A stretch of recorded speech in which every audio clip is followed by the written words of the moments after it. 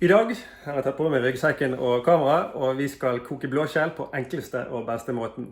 Det er mange som tror det er vanskelig, men det er det ikke. Da skal jeg bare ha litt grann i pannen som setter smak, og det blir litt sitron, hvitløk,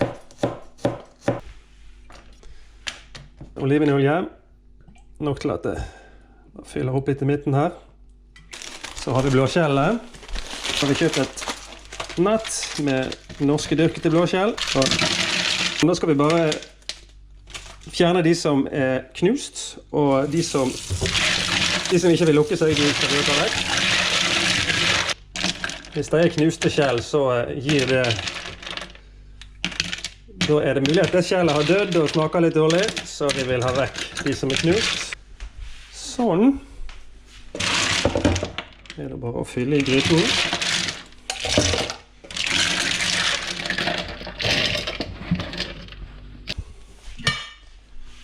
Flotte skjell. Setter gryten på full. Det er greit å fylle gryten med blåskjell, sånn at det ikke er så mye volum til overs. Nå skal vi egentlig bare vente på at det begynner å koke her og koker over. Det tar ofte 4-5 minutter, men det er forskjellig fra gryte til gryte. Mens vi venter, så kan vi bare skjære litt brød til. Gjør det helt enkelt i dag. Vi har litt loff og smør til.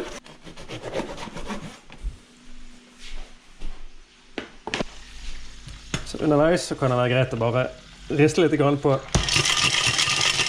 skjellet, sånn at det ikke bare er de nederste som får all varmen.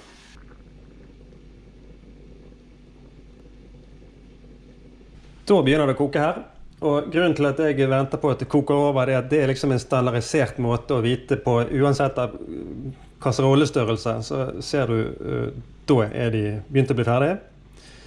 Nå skal vi få det til å koke opp en gang, og så skal jeg løfte på lokket og få det til å koke opp 2 ganger til, og da er de ferdige.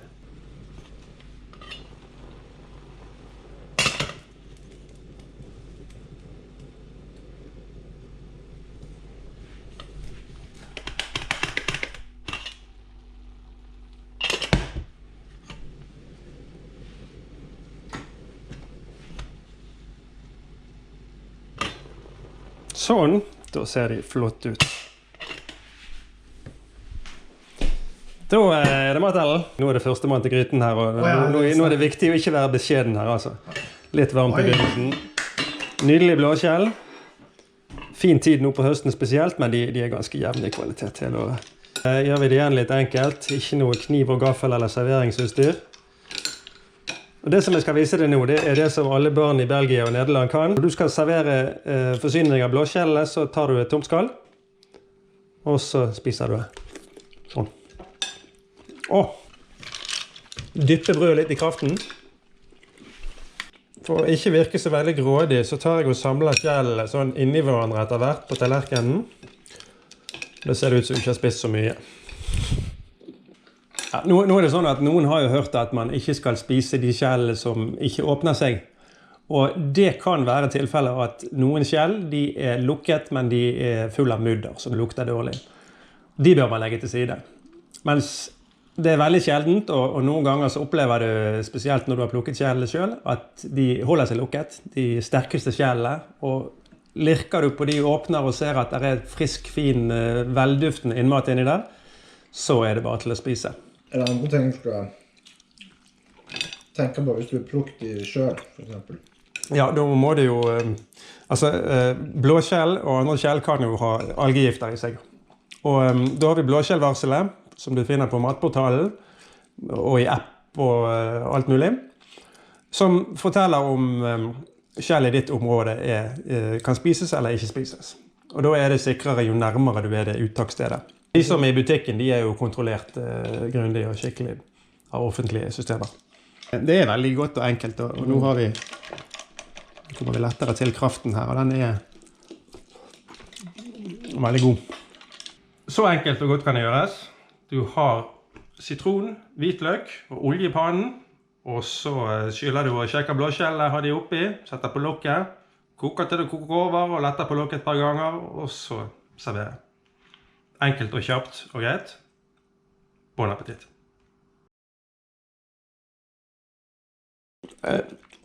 tilbehøret med hakket løk i rømme, det veldig godt. Men det fremdeles enkelt. Men for å få frem smaken i blåskjellet for matgeeken, så det veldig godt å ha oppi litt tare, eller andre alger, også litt sopp. Så jeg har hatt kantareller og søl oppi fabelaktig godt, og da har jeg gjerne smør i tillegg til olje. Og så har jeg hatt oppi en sånn klassisk blanding av tørket sopp, pulver og tarepulver oppi. Og det gjør at du får frem smaken, sant? Det smaksforsterker i både soppen og taren her. Så da får du en sånn ekstra piff på det.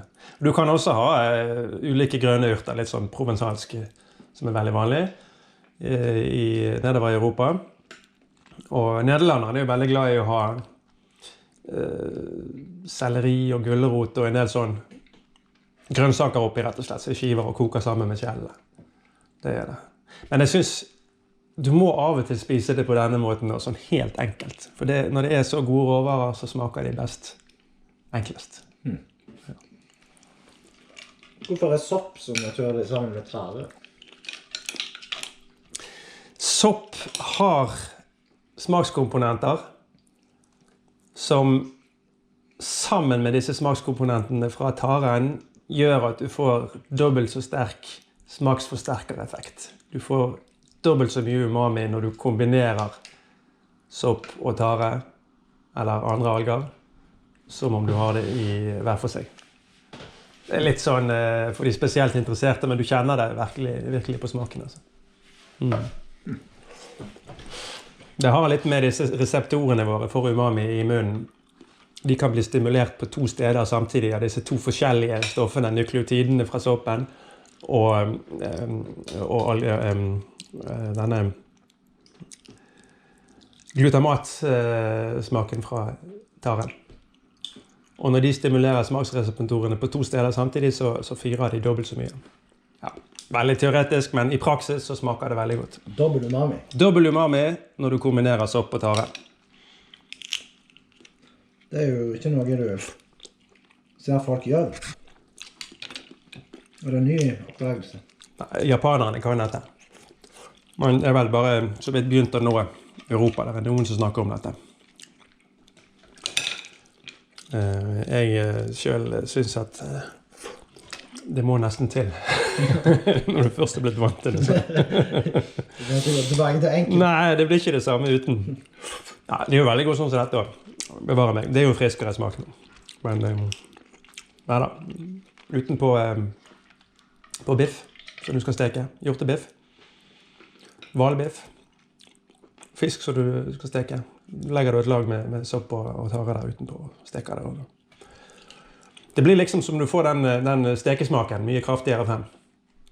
Eller uten at du steker det hardt i det hele tatt, så får du sånn den umamien der, som du ellers får fra maillard-prosessen. Nå var jo den søen... Det mindre blåskjell enn det var før. På de klassiske stedene, men nå finner du de under lavmål, under fjerdemål. Du finner de på bøyer og tau og under flytebrygger fremdeles. Så jeg har mine steder fremdeles, det har jeg absolutt. Der har de klart seg hele tiden. Mens på bergveggene, der de pleide å være, i fjæren, der det mange steder veldig lite blåskjell. Skjønt, nå så jeg her i sommer at det var kommet tilbake en del blåskjell på de stedene jeg pleier å gå og plukke blåskjell på. Og det første gang på lenge at jeg liksom har sett nytt påslag med nesten voksne blåskjell. Så det var veldig kjekt. Vi får se. Naturen endrer seg stadig. Og det ikke nødvendigvis noe som kommet for å bli dette med at blåskjellet har vært vekke.